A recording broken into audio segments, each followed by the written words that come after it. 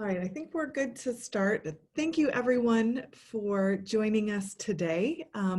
This session and this series of webinars that we're hosting, we've titled COVID-19 and Global Health, What Must We Do Now? But I want to say as a starting place, we're incredibly grateful for having hosts join us today in the midst of what's an incredibly busy time for clinicians, for scientists, especially in New York City and Boston, where all of us are at the moment in that way.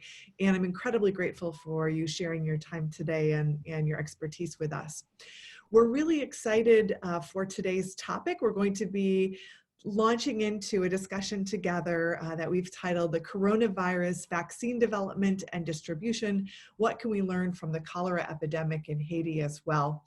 I'd like to note for everyone who's joining us via the webinar that we will have a period of time at the end of the hour to take questions and respond to a number of them.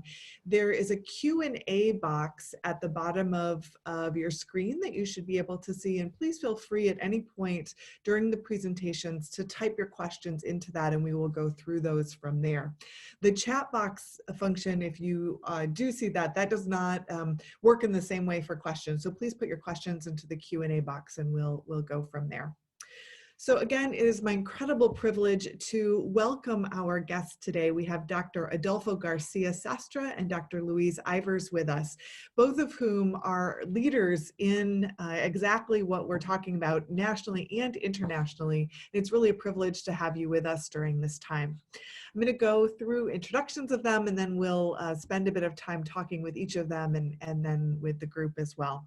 So to start, Dr. Adolfo Garcia is a professor in the departments of microbiology and medicine here at the Icahn School of Medicine at Mount Sinai, where he's the director of the Global Health and Emerging Pathogens Institute. He and his lab have done incredible work at the forefront of researching influenza viruses and development of vaccines and therapeutics related to them. I think many of us have heard more about the 1918 pandemic influenza than perhaps ever before in our lives, but it happens that a number of years ago, Dr. Garcia-Sastre and his team made headlines when they actually reconstructed that extinct virus. Among his many research accomplishments, he's the principal investigator for the Center for Research on Influenza Pathogenesis, which is one of the 5 NIH Centers of Excellence for Influenza Research and Surveillance. And for the past 30 years, his research has been around exactly what what's so important for us right now in the middle of the COVID pandemic: how virus and hosts interact with each other, how immunity is developed, how they have their pathogenesis, or essentially how they create the havoc that they do within our bodies. And all of that contributes to our ability to develop new vaccines and antivirals. So we really thank you so much for joining us today. We're also incredibly excited to welcome Dr. Louise Ivers. Dr. Ivers is the executive director of the Massachusetts General Hospital Center for Global Health, where she's a professor of global health and social medicine and of medicine at the Harvard Medical School. She is a practicing infectious diseases physician at the Massachusetts General Hospital in Boston and works on the design, implementation, and evaluation of large-scale public health programs in resource-limited settings, with a focus on how to achieve health equity in the middle of that work. Well, she's spent much of her career providing care for rural and urban poor populations. She also is a researcher focused on patient-oriented investigations for how to offer solutions to big barriers in healthcare.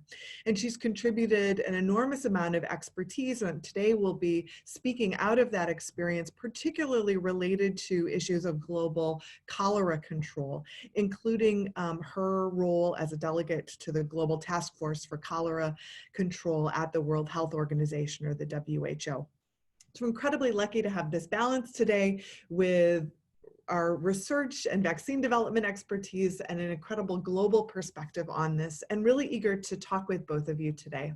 I'm going to ask Dr. Garcia-Sastre to start, and he has some slides to frame the discussion for us, and then we'll ask some questions and go back and forth with you. So thank you so much for joining us. And we love your background as well. All right, that's my hometown in Spain. All right, so let me see if I can share my screen. Let's see if this is possible. I think I got screen one, share, and then I start my presentation. Let's see.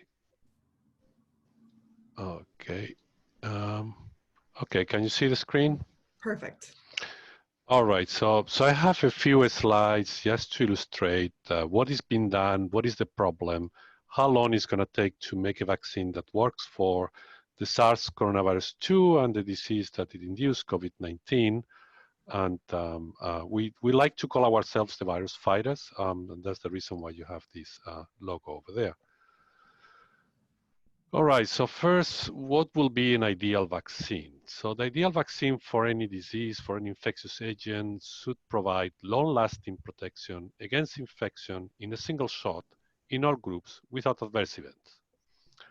These are rare vaccines, but that will be the ideal one. But even right now, a vaccine that will provide short-time partial protection against disease after several shots will be of great help. It will already be able to reduce the number of infections, and therefore it will save lives. Now, one thing that we need to have in mind with vaccines is that in general, protection in the elderly is always difficult by vaccination because the immune responses induced by vaccines in the elderly are usually not as robust as the ones that are induced in young adults. And this is one of the sectors that is more hit by severe disease with COVID-19.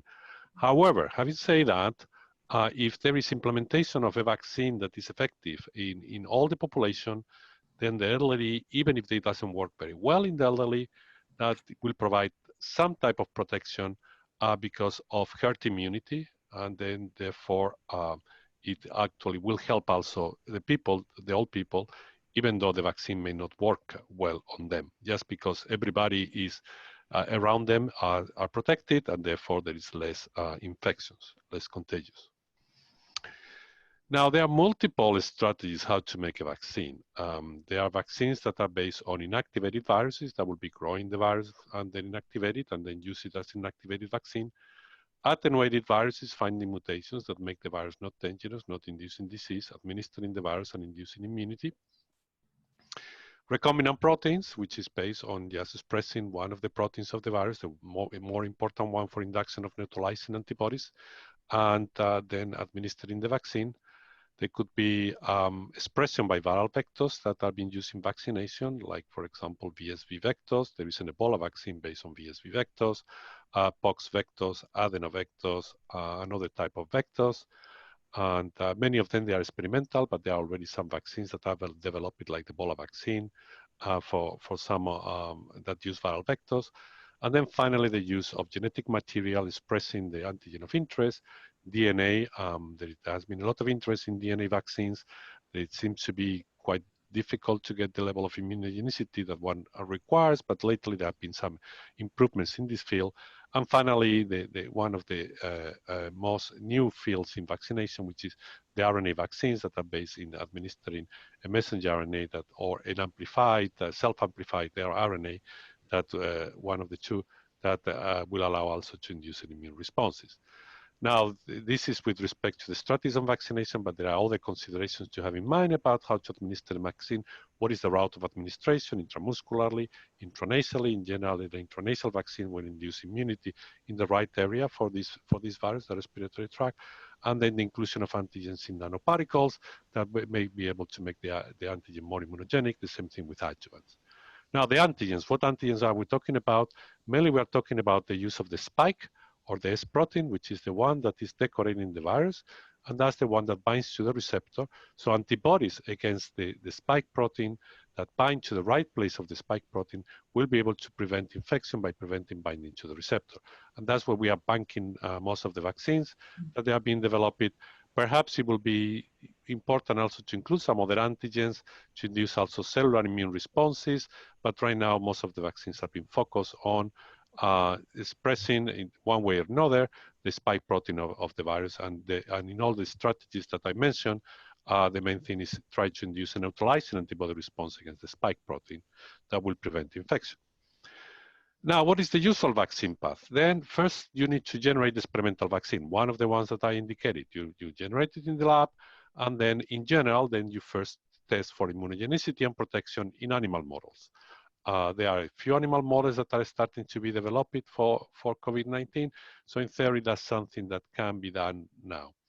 Then once that you see that there is immunogenic and protective in animal models and there is no adverse events in animal models, then you start what is called the good manufacturing practices for making the vaccine, meaning making the vaccine in a clinical grade that we know that doesn't contain any type of thing that may contaminate the vaccine, that may actually be giving adverse events in humans. Then you need to do toxicity studies and do other type of studies, some of them also preclinical, in order to put together an IND for approval by the FDA of the clinical trial that you're going to do. And you start usually with a phase 1 clinical trial, which is a small group for safety, immunogenicity, and dose. Phase 2, this is followed if it's successful. Phase 2 clinical trial, that is a bigger trial where you look for more in detail for side effects, for immunogenicity, and for preliminary efficacy. And in general, the objectives of phase 2 clinical trial is to identify the vaccine preparation, the optimal dose, and what schedule is to be taken up for the final studies, which are the phase 3 trials, which are the effectiveness studies that will allow to license the vaccine, because you can prove through these studies that the vaccine is effective. And these are randomized controlled multi-center trials in large patient groups in which you immunize large groups of volunteers, compare it with controls, and after immunization, you follow them to see what are the rates of infections, the rates of disease in these patients. So you take all of this together. This is a very long development that you need to do in order to prove at the end whether the vaccine works or not in humans. Now, there are some vaccines that have entered already phase 1 clinical trials. There is one in the United States. It's based on RNA strategy. This is good news. And there are ways also how you can somehow accelerate the path, but there are some other ways that you cannot accelerate. So how you can accelerate the path? One is the doing parallel the immunogenicity and protection in animal models. If it's quite clear that the vaccine has any reason why to be harmful, then before you study what is protective in animal, which may or may not indicate what is protective in humans, you can start right away the safety studies and the immunogenicity studies in humans. And that's what has been done now with these vaccines. So they have been going without going extensively through a preclinical development in animal models. So that's accelerated path. And the other thing how you can accelerate the path is somehow combine these 3 phase 1 clinical trials into phase 1/2 or into phase 2/3, so that then you bypass one of the phase clinical trials in order to get results more quickly. But having said that, there is at least 1 year with this accelerated program that you need to have before you can know for sure that your vaccine is working and is effective. Now, why we need to do through all these things? The main thing is because we have in the past problematic vaccines. That's not is unusual that happens, but it has happened in the past.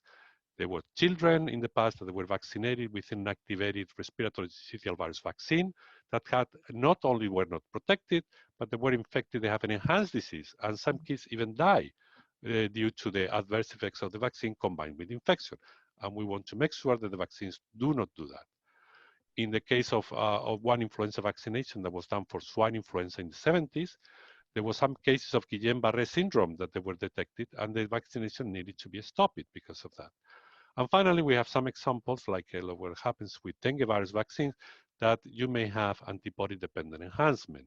So you may have actually an adverse event due to the vaccine, and the disease may be even worse in the presence of the vaccine than in the absence of the vaccine. And that's the reason why we need to go through all of this process to make sure that the vaccine is working and is safe.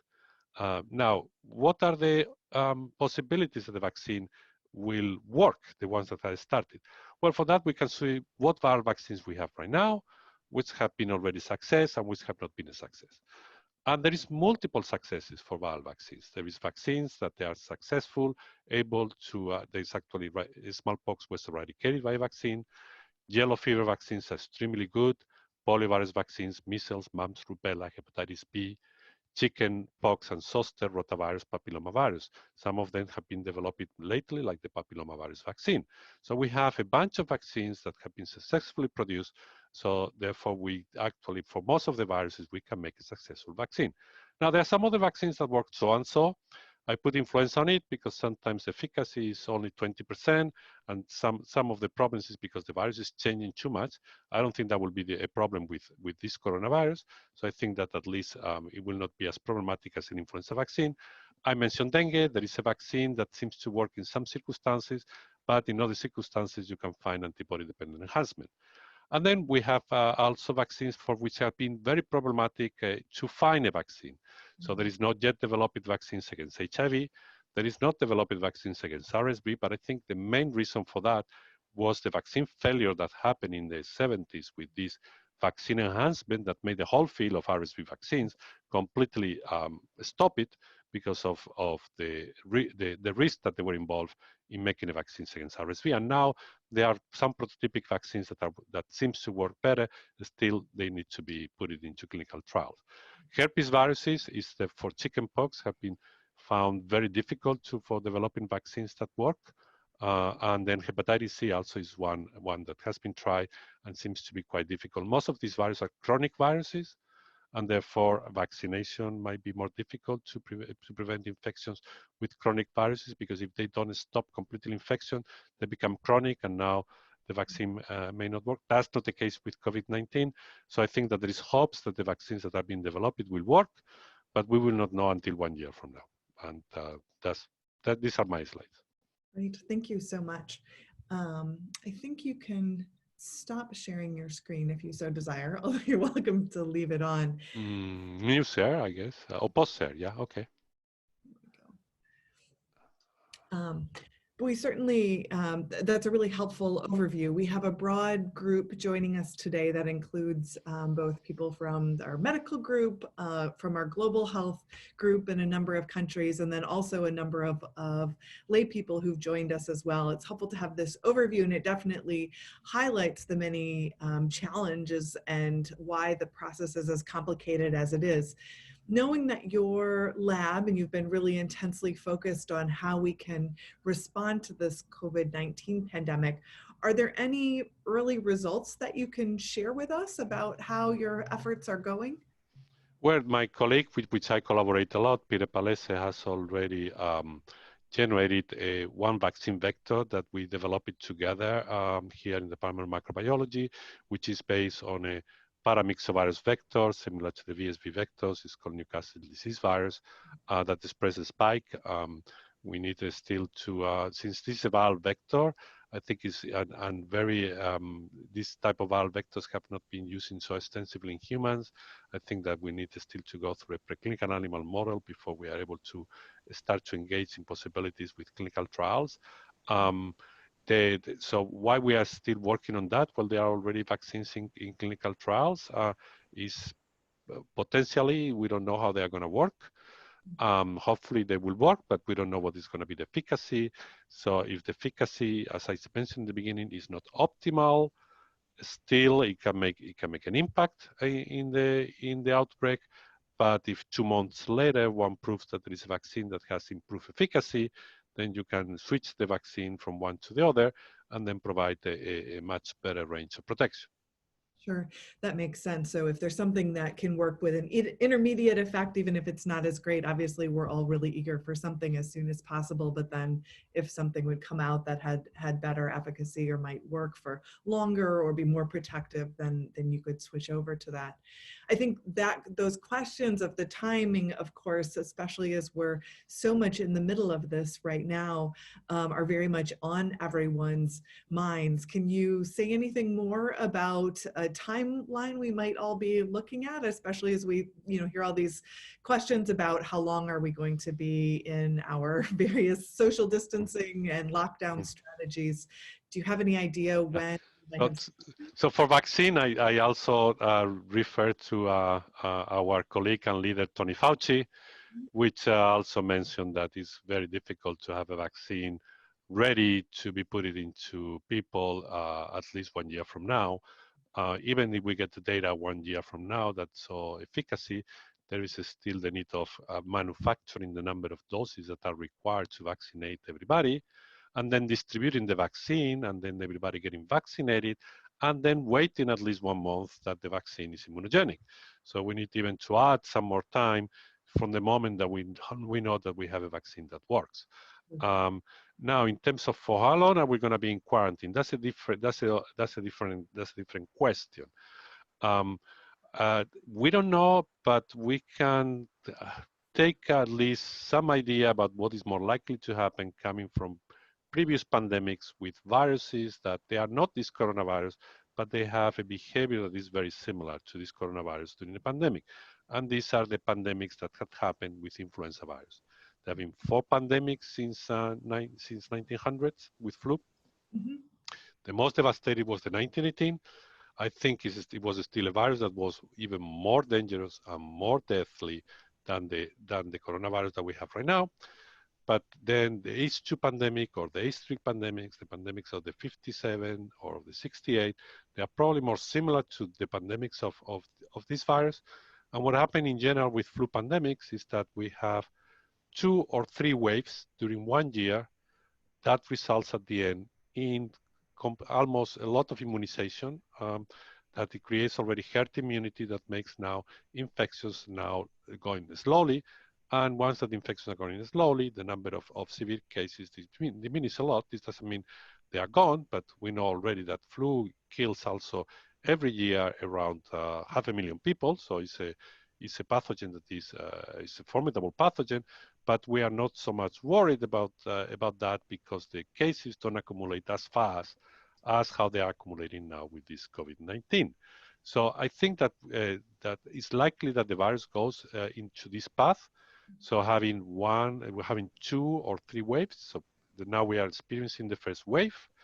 The only way that we have right now to contain the number of infections and how the cases accumulates for this first wave is through the contention measures, through doing as much social distancing as we can, not getting together in areas that contagious will be more easy, taking procedures that will decrease your ability to get infected from the hands, which is another place where another way how to acquire infection, through contaminated areas that you touch, and then you touch your face. I think everybody has heard about it. And this, what it does is it just make the level of contagious going slowly, so that then the severe cases are not coming so quickly, and they're coming more with less cases every day, instead of all of them together in the peak. And this allows for the hospitals to be able to take care of the severe people, the ill people, with the resources they have, and not struggling for the resources that they need in order to take care of everybody, so many people that come to the hospital because of severe disease. Sure. As your institute obviously is really focused on, among other things, of trying to move the vaccine work forward, are there other therapeutic options for this intermediate period in terms of antivirals or other strategies that your lab has been looking at, or that others, or any optimistic data that have been starting to come out from what you're seeing people studying? Yeah, so for treating people, I think that there are the 2 types of treatments that we need to think about it, and that they will be really good to have. The first one is treatment for people that have severe disease that will allow to rescue them from death, to make the severe disease last in less time. The second type of treatment that one can think about it is a treatment that is for people with mild disease. They don't require the treatment because of the symptoms, but the treatment may make the disease to be a short period of time, stop replication, and therefore stop infections. I think at this moment it's more important to save lives through the severe people, but we will have a medicament that will be able to do what I say also, that will also save lives, because together with the contention measures will diminish the level of infections to a level that is more manageable. Sure. All right, so what the options are? Most of the options are for trying to now finding something for treating people with severe disease.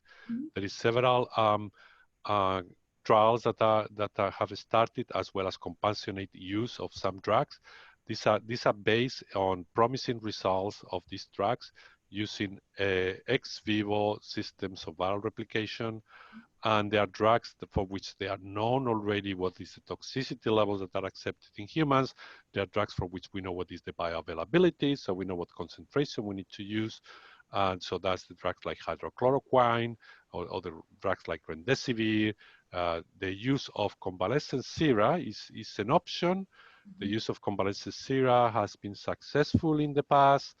Um, it was actually the only way, the only things that we have in the very beginning of this in the old days, in the beginning of the 19th century, for treating people with some diseases. And in fact, many of the treatments at this time, there was not even with sera from people that have the disease, because it was more difficult to find that, as it was with sera from horses that they were vaccinated against the disease, and they were taking the sera from the horses to treat people. Now, sera from horses has a lot of side effects, so I think it's better to use sera from convalescent people. It needs to be determined whether this treatment is effective, and it's also a very complex treatment, because you need to identify the people, you need to standardize the amount of antibody that you put into the people that have severe disease, and it's not as simple as just producing a drug. It's a little bit more complicated, but it may actually allow to save lives also. So these are the ones that are already in the clinic. In addition, there is a lot of interest to finding some of the things that may work, because we don't know how these other treatments are going to work. And most of the efforts of my lab and many other labs, they are based on using, again, drugs that have been used before in humans, that we know already that they can be used, that target different factors, and they have been used for different diseases. But since viruses use a lot of host factors, it is very possible that one of the drugs that have been used for treatment of cancer, for example, is targeting a host factor that also is a host factor that is required for virus replication. And if this is the case, will reduce viral replication and most likely make an impact on disease. So this is what is called repurposing of drugs. And we are testing several of them right now in tissue culture, based in predictions about protein-protein interactions that they have been mapped by collaborators of ours, as well as based on some known biological properties of the virus. We have a couple of compounds after screening 30 compounds that they look very promising in tissue culture.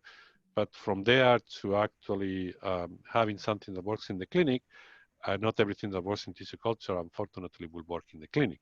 So we will try to move these compounds fast, trying the animal models, and see whether there is anything that is makes sense to put in the clinic. Again, trying to go as fast as we can, and not only our lab. There are many labs in the United States and outside of the United States that are using also similar approaches. So hopefully, between the work of multiple labs, we can come out with 2 or 3 things that hopefully they work. It's incredibly exciting as we think about how our healthcare workers are racing to try to care for sick people right now, to also see and hear about and understand more how our scientific teams are also in this race.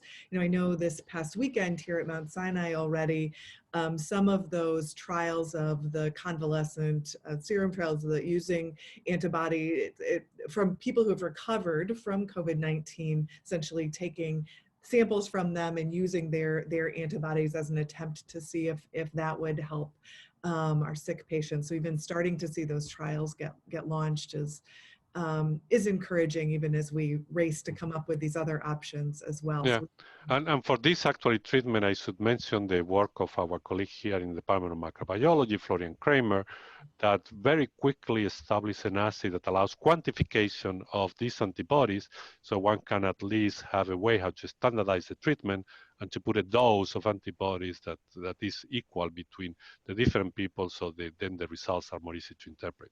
absolutely, yeah, to be able to measure the antibodies there and how they can be used in that way is a really critical advance in this.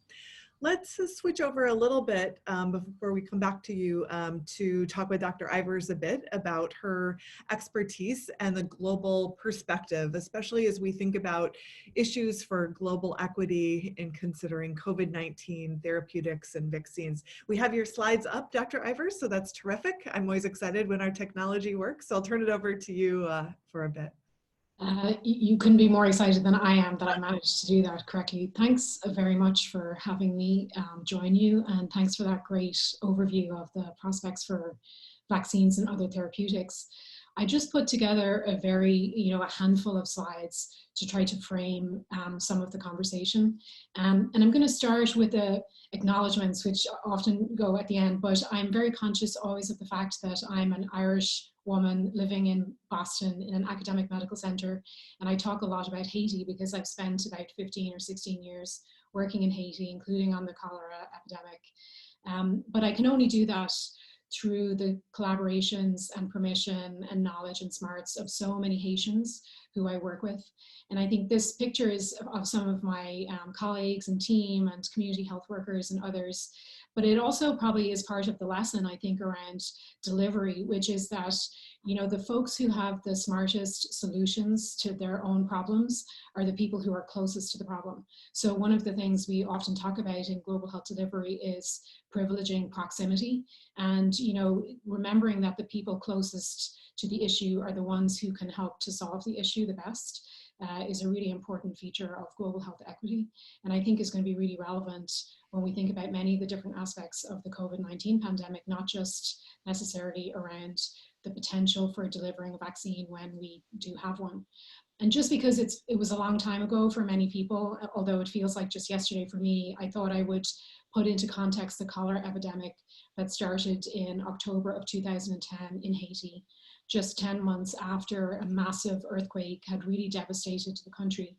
And the cholera epidemic that continued then for the next full 9 years, and just only now in 2020 has begun to no longer register cases, has been absolutely devastating to the Haitian people in terms of morbidity and mortality, to the health system in terms of crowding out other types of activities, and economically.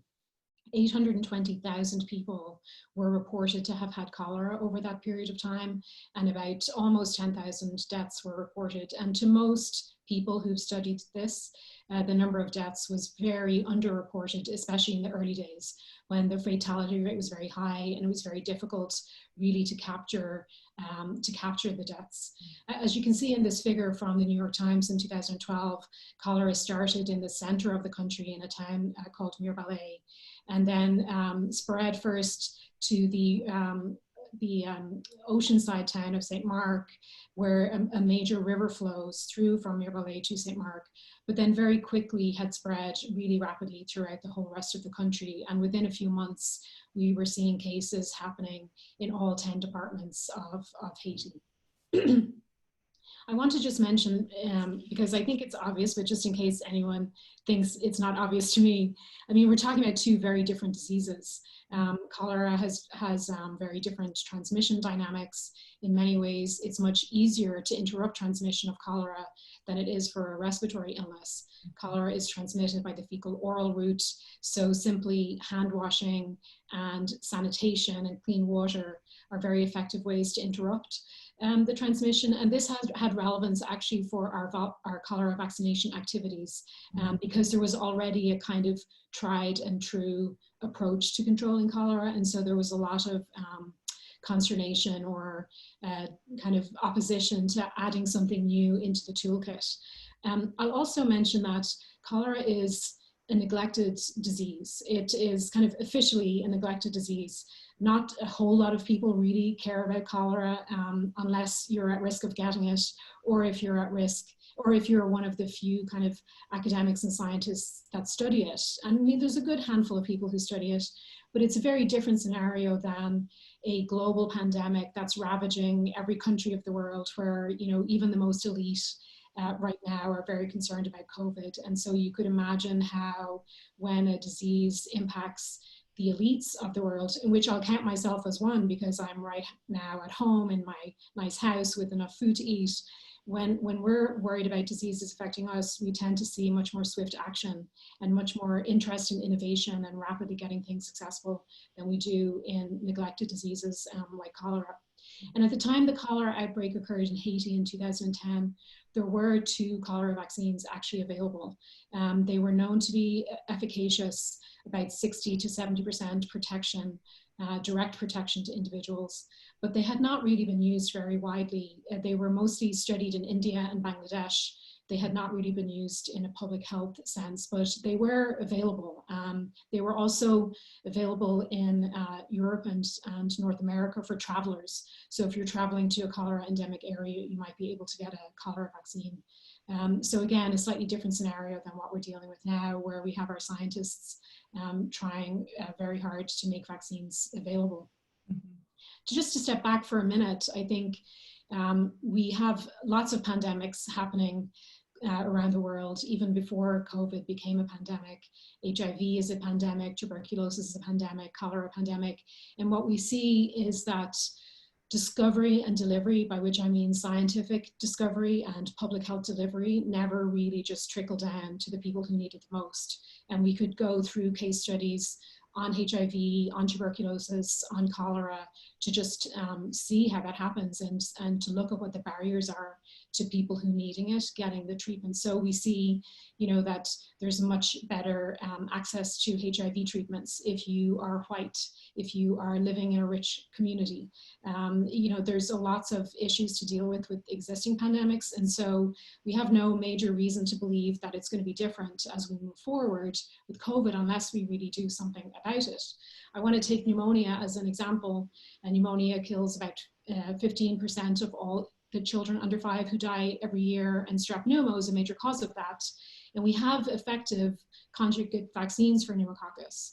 But for most of the last 20 years, 2 pharmaceutical companies have really held the duopoly of that until 2019, when an Indian company got pre-qualified by the World Health Organization.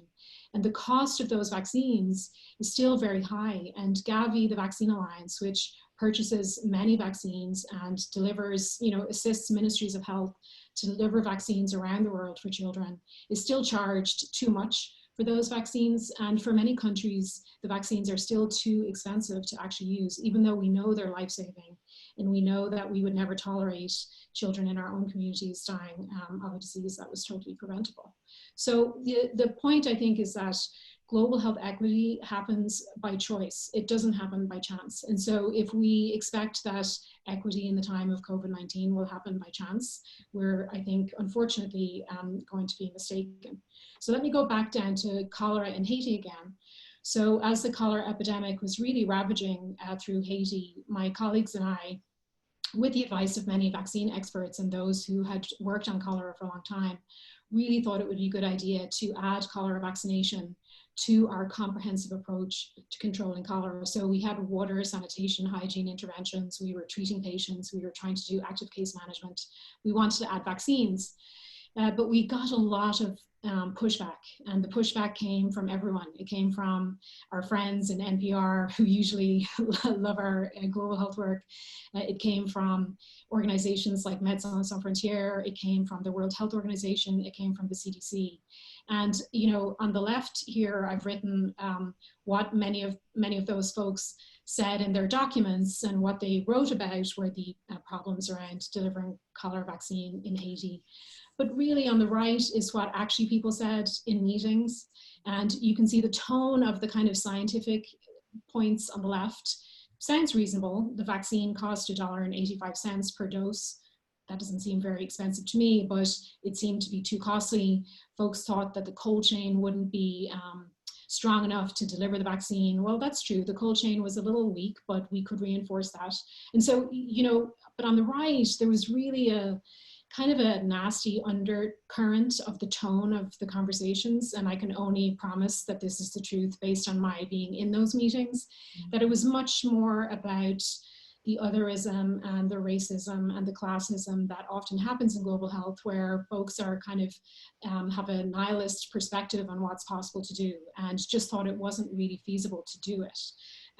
So, this is the last slide, I think, just to frame the discussion, because we were successful in delivering cholera vaccine in Haiti.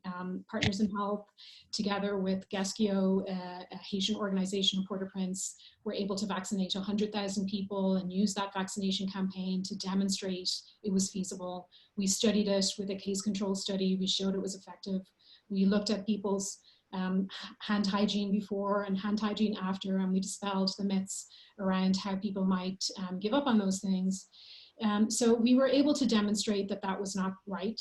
But I think if we take, again, another picture about COVID-19 and look at some of the concerns that many of us have in the global health community about how we will progress with equity as we make our discoveries, there are many issues to think about. Social distancing is materially impossible for very many people based on where they live and how they live, whether they're incarcerated, whether they have 5 or 6 people living in their home, whether they cannot store food because they don't have the resources to do that. They may need to go every day and find the resources to eat that day. We already know that many health systems, both in low-income countries and in rural communities around the US even, don't have the capacity to provide the care that they need, even on a good day. And we have a lot of concern about moderately sick COVID-19 patients who may not be able to get even the care that they need. The health workforce globally has major gaps. A report by the WHO proposed that 17 million health workers were needed just to fill gaps by 2030. And the vast majority of those were needed for Africa and Southeast Asia, many of them nurses who we know are at the front line in many health systems for the COVID-19 pandemic. And we know from our anecdotal reports and also from global supply chains that PPE is pretty lacking for those on the front lines of the response. And then finally, the map on the screen there is in the background is showing access to basic sanitation services. So we know that from UNICEF's report that 3 billion people around the world don't have soap at home for hand washing. And one of the major pieces of advice that we give around COVID is to continue to wash your hands. And so we're giving advice to people that's, again, materially impossible for them to do. So I think what we'll see when we have a vaccine available, and I'll just say when, because I know it's coming and I'm looking forward to that day, we're going to have to be really, really proactive to make sure that the people who need it the most, actually, which is the people that cannot do any of these things, are going to be able to have equitable access, which means making it affordable, making it available, and making sure that it's delivered. So that's the end of my slides. I'll be happy to pass back to you, Rachel. Terrific. Thank you so much for that. You know, my own work has primarily been in HIV, research work and clinical work. Actually, it makes me realize I don't think I ever actually introduced myself to anyone. So as a quick side note, my name is Dr. Rachel Vreeman. I am a pediatrician, a health services researcher, and I do, as I said, primarily research on the long-term care and support for families living with HIV in sub-Saharan Africa. I'm the director of the Arnhold Institute for Global Health here at Mount Sinai, which is where we're happy to be hosting this for us. So sorry about that. But I really appreciate, Dr. Ivers, your perspective in this way on calling attention to, even as excited and incredibly important as we are about these cutting edge breakthroughs and what we're hoping for everywhere, many of us do have in our minds, for those who are working in global health and thinking about it, what this pandemic is also going to look like in places that have limited resources, that for which many of our intermediate strategies are, such as the social distancing and even access to water and to soap and so on, are potentially really limited. How much harder hit they will be, especially without the kind of hospital and critical care resources that we do have in this country, even as we're overwhelmed in places like New York and in Boston right now as well. And I appreciate how you've sort of laid this out as a challenge and also having some sense of what we might be able to move forward with. Are there any, thinking through how your experience and sort of the follow-up science that you did along with it in the course of responding to cholera in Haiti has gone, Are there any additional kind of points for what has worked that we might be able to hold on to and think about as how we might move equity forward in even if it's in a long-term picture? Yeah, I think, talent is equally distributed around the world, and the resources to act on the talent are not. And so I think if we take the mindset that global ideas are needed, and just make sure that we find ways to ensure that our global colleagues have access to the resources to act on them, that will be one step forward. And it's kind of a part of the conversation, I think, around diversity and inclusion in the workplace and in global health. What does global health even mean in the Northeast of the United States? For us at Mass General, we tried to make that mean global health equity and tried to be an exchange platform for just being a docking station for a variety of really smart people to be able to come together and to think from Uganda, from Haiti, from Kenya, from wherever it might be, to give ideas that we can help together find the resources from. I think, when we think that we have all the answers, meaning we in North America or even in Europe, like, we're wrong. And the history of global health has been a little bit extractive in the past, and we need to be very proactive to ensure that doesn't repeat itself.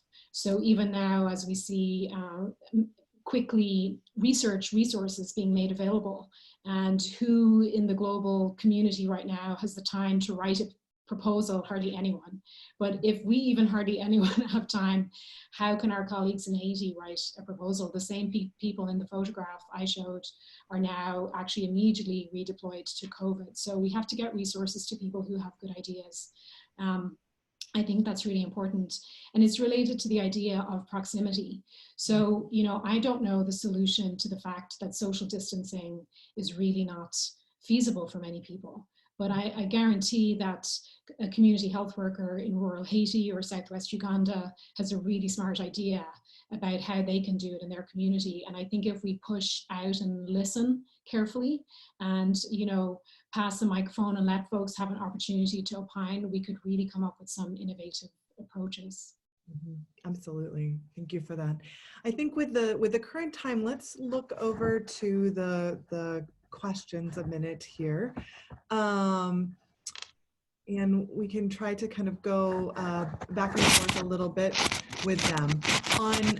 So I think maybe moving back to Adolfo for one, there's a question about why elderly people fail to develop adequate responses to vaccines. And I think particularly as we're talking a lot about the vulnerabilities of the elderly right now, that may be something that's on people's minds even more, of course. So maybe you can touch on that one.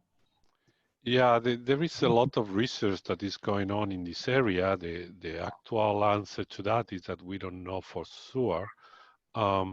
Especially this has been a main issue with influenza virus vaccines that need to be given annually, and therefore they need to be given also to the old people. Perhaps that's not such an issue for other vaccines that are given during adulthood or during childhood, and then they become immune for life.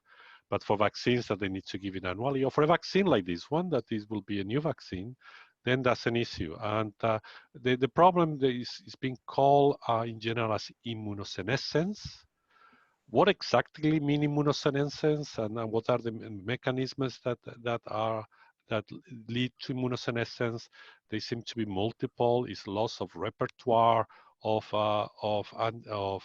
B cells and T cells.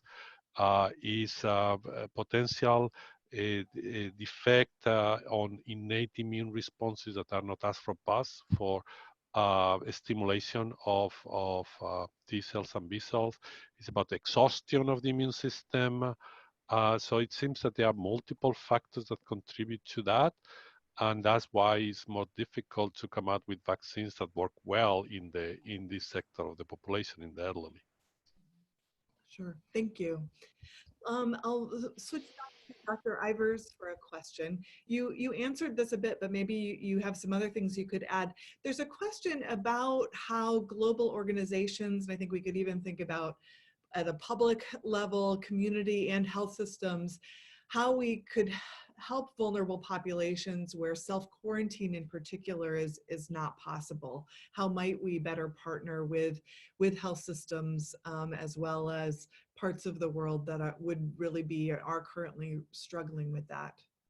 Yeah, I think, as you know, speaking as both as we three are, you know, in academic medical centers, say, or academic institutions, I think already by being proactive about, you know, quickly stopping research studies that we were planning to do or my colleagues were already engaged in. I know, despite many kind of broken hearts about life's work, you know, we stopped research studies and allowed staff to be redeployed as needed, research staff to be redeployed as needed to their institutions' work, or to just be able to not be part of continuing to transmit the virus. And I think, you know, trying to find ways where we could creatively use the existing administrative mechanisms we have as academics to try to get some resources down that might be more flexible, to realize we're in this unprecedented time and maybe, you know, we could buy one less laptop in Boston and, you know, try to use that to funnel down. So I think even as individuals, we can have an impact with our partners that really tries to listen to them. I think, you know, in the big picture, I know that a lot of global health organizations are rushing to try to get resources and support their partners. I would love to see a major multilateral initiative around health system strengthening to help invest immediately in the pandemic. I think if there's ever a time, it's now. You know, we've had so many successful serial vertical projects, PEPFAR for HIV, the Global Fund for AIDS, TB, and malaria, not quite vertical, but a number. You know, could we immediately create a multilateral fund that would help the Global South? I think we could, and that way not only would we be investing in this pandemic, but we would be allowing colleagues and institutions to develop their systems to stay resilient for future needs. So I think that's one approach. I think it would be very interesting to see how you know, philanthropy and big institutions could push straight away around discovery with the hope that any discoveries would have some commitments to be equitably available to everyone who needs it. Sure. A question that perhaps both of you could respond to that I think touches on just that point, noting that Dr. Ivers' presentation around as describes it, the tragedy of access to pneumococcal vaccination around the world is telling to some of these inequities. What kinds of protections or licensing agreements could universities and academic health centers, places like Harvard and Mount Sinai, take to ensure that these critical innovations in COVID vaccine development might be made more available more quickly for all countries and all people? Well, let me try to get that. I can't speak for the whole policy of Mount Sinai, but I can say that in general, our intellectual property office, with which I collaborate a lot, is extremely engaged in allowing access also to developing countries for any technology, especially technology that save lives. In the type of agreements that I've seen in place, they have been agreements that they have been developed together with the Gates Foundation. I'm sure that there is a vaccine available. Also, the Gates Foundation will come forward, some other organizations that may allow to establish the right access to intellectual property that is required for developing countries to get access to this type of technologies. I think what it becomes a little bit more tricky is to get transfer of technologies in a very fast period of time, and that they're able also to manufacture the vaccine there in a very fast time record. But I think in terms of transferring proper intellectual properties and things like that, I think that there is already a good type of already education here that that allows this type of things. I think again, the speed is of the essence for a vaccine that will make an impact for a virus that moves so fast. Yeah, absolutely. Dr. Ivers, additional thoughts? No, I think that's great. Very pragmatic experience, perspective in it, because I must admit, I've never invented a vaccine. I'm super grateful for everyone who does that. And I think the question will come up probably if an effective vaccine is developed within the private sector, and how we can be advocates to ensure that within the private sector, there's a push to make that access available. Thanks. So again, I think global access will be possible, but the main thing will be the speed, how global access will be possible, and manufacturing the vaccine for the places where this needed, how you can accelerate that. Yeah. Sure. Dr. Garcia-Sastre, there's a specific question related to, which ties into what you were saying about past examples where there have been negative consequences in the course of vaccine development. This one is saying that immune enhancement of infection by pre-sensitization with a vaccine was an important issue in infectious peritonitis virus, very much discussed about previous potential SARS vaccines. Do you suspect this might be an issue as we look at COVID-19? Well, that's something that we need to keep in mind, at least while feline infectious peritonitis virus, also coronavirus, that where this antibody dependent enhancement has been seen, at least one can say that for the circulating human coronaviruses that induce a respiratory disease that perhaps does not have as high proportion of severe cases, no, perhaps that they don't have as high proportion of severe cases as this COVID-19, that has not been a main issue. And if you look to all other respiratory viruses that are circulating in humans, the issue of antibody-mediated enhancement has not been a major issue. Now there is the RSV vaccine, which still people are not quite sure what was the main problem with that. It looked like it was more like a Th2 type of immunity with a wrong type of antibodies and a wrong type of T-cell responses. What created this problem with the RSV vaccine, which is different from what is antibody-dependent enhancement.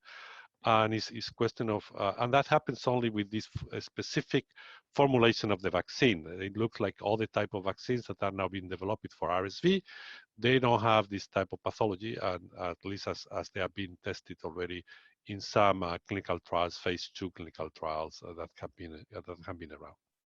Great.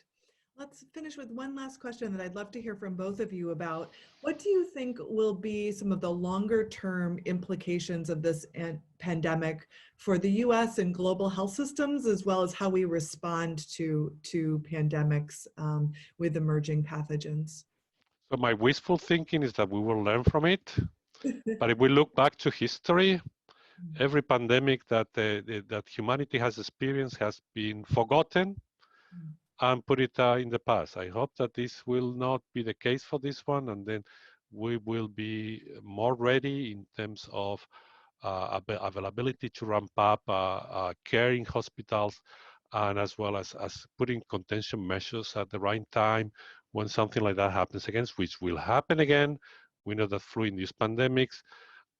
So that's my wish, but historically, it looks like the historical memory gets lost in very quickly. So hopefully that's not the case this time. Yeah, my colleague, Dr. Naheed Badili at Boston University, who's an associate professor there, says pandemics are characterized by panic and neglect. And so I think I echo that. I would hope that we don't move into the neglect phase. I would love to see a health systems movement that happens as a result of this, and rallying together to try to ensure that the global community has a stronger workforce and systems, and that can be resilient for the future. But I must admit, I really fear for many of our colleagues who are still in the early stage of their epidemics right now, and are really concerned about their capacity to respond. Sure, absolutely. All right. Well, thank you again to both of you for taking the time to join us. Again, I know that time is very, very limited right now, and we so appreciate both of your perspectives and how they illuminate how the rest of us are able to look at these issues, both in terms of the cutting edge of science as well as the global perspective on it. And we have a lot of thank you. Yeah, thank you. If I might say just one more thing about not forgetting about what is happening. I think the important component is education in the schools, education to the new generations about the importance of these things, because that's the way how this information is not being forgotten.